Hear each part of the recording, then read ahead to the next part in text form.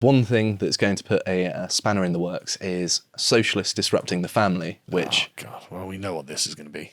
Yes. So I'm going to read a brief extract from Mises.org titled, Why Do Socialists Hate Families? And I'm just going to read the direct quotes from Marx and Engels to show you where all of this has come from. So it says, Marx and Engels write in the Communist Manifesto, abolition of the family, !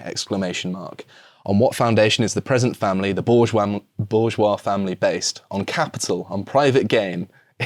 In its completely developed form, this family exists only among the bourgeois, but this state of things finds its complement in the practical absence of the family among the proletarians and in the public prostitution. Sorry, the working man didn't have families? This is rubbish, isn't it? What nonsense is that? I'm pretty sure the working man always had a family. I know they did, because I came from them.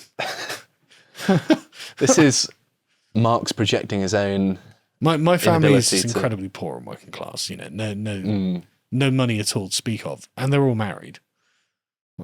Because it was a way of gaining some money and getting some security. Yeah, it's kind of amazing that out of all of the things that Marx and Engels said, this is one of the most stupid. Well, before the welfare state, divorce was something that middle class people could do. Mm-hmm. You couldn't afford a divorce. Yeah, it's just a financial necessity to stay married, wasn't it? You couldn't afford another house. Mm-hmm. How are you going to feed your kids? You can't do that. You can't afford all the costs that come along with running a home. I imagine people also appreciated the benefits of remaining in a family unit more, specifically on the kids, because people are more inclined to indulge their own desires now. They're just like, well, I'm not happy. Yeah. Okay. Well, if you bring kids into the equation, it's not just about you, is it? But it's like, if you go back like 50, 60 years, like, I'm going to put my children in childcare. I'm like, no, you're poor. You can't do any of these things. You know, you just don't have the money for it. So it carries on to say, the bourgeois family will vanish as a matter of course when its complement vanishes, and both will vanish with the vanishing of capital. Do you charge us with wanting to stop the exploitation of children by their parents? To this crime we plead guilty. The children yearn for the mines, Carl. Hey, don't make me agree with them. No, I actually... My son was watching Minecraft videos on YouTube the other day, and I was sat next to him. I was like, just jokingly, do you yearn for the mines, son? He was just like, yeah. And I was like, what do you want to do in the mines? He's like, I want to bring back dinosaurs and iron. That's very based. I was like, right, okay then. I mean, I hadn't prompted him to say it. Like, I didn't know. I was just joking, because obviously he doesn't know the meme or anything. Dinosaurs and iron. Yeah, it's like, was it Otto? Is it Bismarck? Possibly. Oh yeah, blood and iron. Yeah. It's like an even better version. But yeah, yearning for the mines. There is something to it. I think there is something instinctual, particularly in boys. Like when you would go to the beach, you would instinctually dig a hole, almost like a dog. Yeah. Oh yeah. I was at the beach this summer when I visited my parents in Cornwall, and you see boys just love digging holes on beaches. I don't know why. There's this instinctive mining, like instinct. It's a cultural institution. Yeah, but it's also like there's a feeling of productivity that comes out of it that you like, But this is interesting, right? He's like, the family's based on capital, therefore it will vanish with the vanishing of capital. It's like, no, that's actually the opposite. The increase in money is what has destroyed the family, because people weren't reliant on one another in order for money to stay together. That was what really held things together. As soon as the welfare state came along and people could afford to not live with each other, they don't. Yeah. So as usual, the inverse of Marx is the truth. Yeah, the actually wrong way around. The moral true south of Karl Marx. Yeah. So it carries on to say, Engels writes in The Principles of Communism, what will be the influence of communist society on the family? It will transform the relations between the sexes into a purely private matter which concerns only the persons involved and into which society has no occasion to intervene, which kind of undermines what you were saying earlier, doesn't it? It can also do this since it does away with private property and educates children on a communal basis, and in this way removes the two bases of traditional marriage, the dependence rooted in private property of the woman on the man and of the children on the parents. See, at least Engels understands what kept the family together here. Is that people depend on one another. But interestingly, it's like transform relations between the sexes into a purely private matter. Well, isn't every like stalker and wife beater being like, brilliant? I didn't think of that, but yeah. Like that's not exactly great, is it? You know? But yeah, you can see this translate into things like this article from the Socialist Worker, which is quite a recent one, titled "Breaking Up with Marriage: Why Our Relationship Matters to Our Rulers." And it says, and I've skipped some of the rubbish at the start, and I'm quoting kind of from the body of the text, and it says, "It's a welcome step that the legal changes should make it easier." This is talking about making it easier to divorce, making it easier and cheaper for people to divorce. But why does the government care at all about the institution of marriage? Okay, well, look, if the socialists are for it, I'm against it, right? So it's like, we should make it easier and cheaper to get divorced, right? They're wrong, make it more difficult. No, I agree. I think that the contract of marriage, if it's actually a legally binding contract, that there should be more clauses to it, right?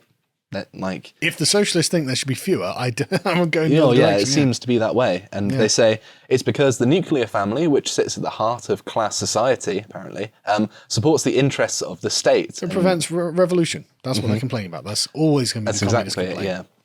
And marriage makes it much harder for most to break away from the family unit. Good. Yeah, that's kind of the point. Yeah, isn't that's it? good news. The ruling class wants people to stay in marriages or long-term relationships because it allows their system to continue to operate smoothly, which is just an advocacy of marriage, right? Because if things continue to operate smoothly, that means there's some value in marriage. But that prevents revolution. Like if things are going well for you and operating smoothly, why would you want a revolution? But I love this though. The ruling class wants people to stay in marriages or long-term relationships because it allows their system to continue to operate smoothly. So, okay, let's say it does.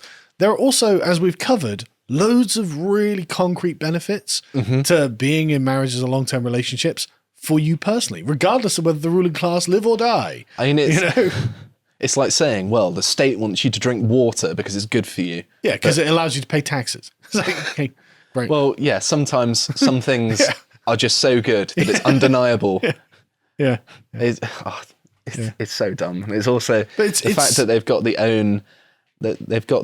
it's myopic, right? It looks at one aspect of reality.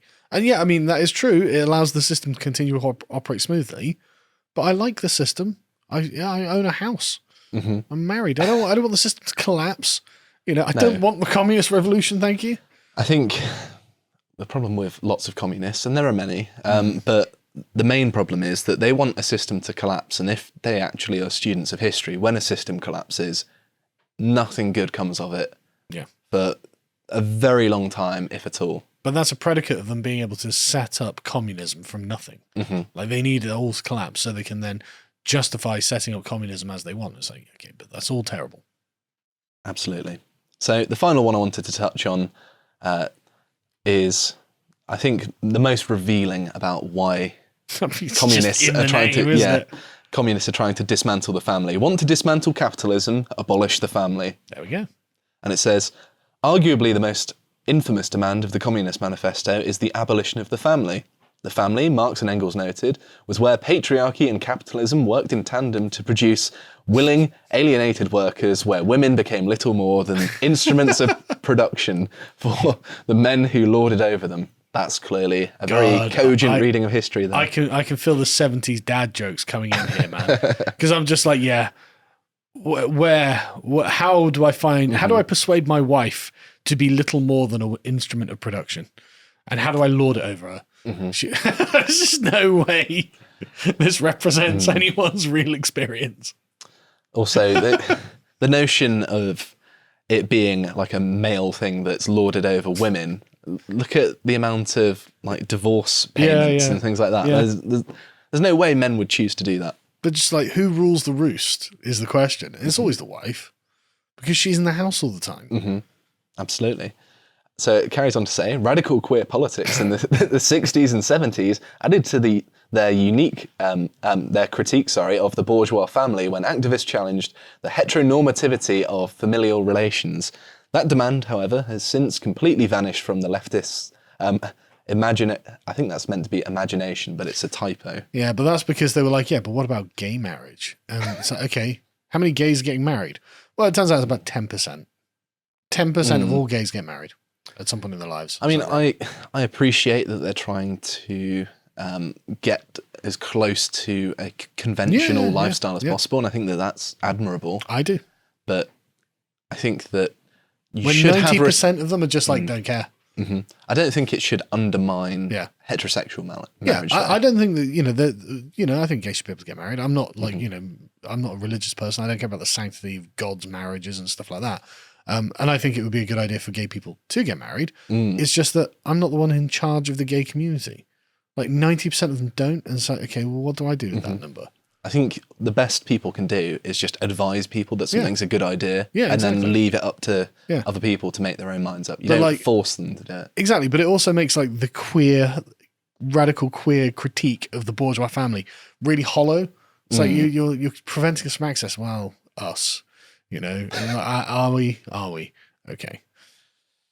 So it carries on to say, Sophie Lewis, a feminist theorist and geographer. I don't know how those two can go together. Women notoriously Patriarchal critique of geography. Women notoriously good at navigation. Takes up this forgotten struggle in her work. Forgotten struggle. Yeah, I'm sure. Yeah. Her new book, Full Surrogacy Now, Feminism Against Family, 2019. Again, lovely mask off moment. Specifically links family abolition to a radical reconceptualization of pregnancy itself. The act of carrying a child to term, she insists, is work, labour that has long been exploited and overlooked by the academy, and so is mothering. I actually agree with her on this. Yeah, I think it should be respected more. Absolutely. But it's also necessary labour if you want to have future generations. And it actually is a part of my thesis that actually childless people are essentially parasites on society because they're not performing a certain kind of labour that you can't pay for, but do rely on if you expect, for example, have people look after you when you're an old person. So essentially, childless people should be treated as second-class citizens. Well, to my knowledge, I don't have any children, so I disagree. But But only I'm for the not time wrong. being, the minute I have a child, But I'm you're going to agree relying with on you. this unpaid and unrecognised labour that childbearing people, like parents, Well, I mean, I respect Mother's and Father's Day. It's not. I'm basically paying I them want back for tax their breaks labour. is what I'm saying. Singles tax. No, married parents tax. Like single people or people without children, yeah, you can be taxed more heavily. You don't need that money. What you can do, pass it down to your descendants. What are we going to do? Save up to get a house to raise a family? Yeah, Never. well, contact me when you've got kids. But then you'll get to pay for your taxes, right? And so you'll get to exploit the other singleton, childless. You know my weak point in paying less tax. Exactly, exactly. That is my jugular. Exactly. In See, politics. we get people to get married by tax breaks. I mean, I don't disagree. No, I That's a think good, it's true. good incentive that you just make it cheaper to Yeah. have a family. But I want to put the moral spin on it. We're deliberately exploiting the childless as well. But like make it a bit less marketable. Vengefulness. No, I think there are a lot of vengeful parents across the country, actually. Vengeful against those childless singletons who are getting drunk at 4 p.m. If you capitalise on parental resentment, just like Yeah. look at these people, they're able to drink in the afternoon. They have weekends Tax where they do them. what they want. Tax them. Make them pay. They're not continuing civilization. They're parasites on it. Yeah, I think that's a good constituency. I think that's election winner, to be honest. So the final paragraph I'm going to read is of this very long article, which I suggest you don't read for your own sanity, is by thinking through the logic of commercial surrogacy arrangements, Lewis lays bare the way motherhood has been weaponized as an ideological construct. Right. Okay, yep. She gives us an account of the material conditions, the biological and societal violence that gestators, or people Gestators. who are carrying fetuses, have to God. bear. If I call my wife a gestator, she'd probably slap me. It is such a dehumanizing Yeah. word. I mean, like the cat. One of my cats had kittens. She's a gestator. My God, that's awful. She talks about patriarchy and being rude to women, surely calling them gestators. That's like It that's sounds like an insult as well. It sounds does. like something out of Alien or something, right? yeah. It You sounds know, like the alien has a gestation period of yeah, such yeah, and yeah, such. yeah, and it's got a gestation chamber or something, otherwise known as a uterus. Oh, it's just really creepy language. Yeah, Her book shows us it's that Geiger-esque language, though. It really is.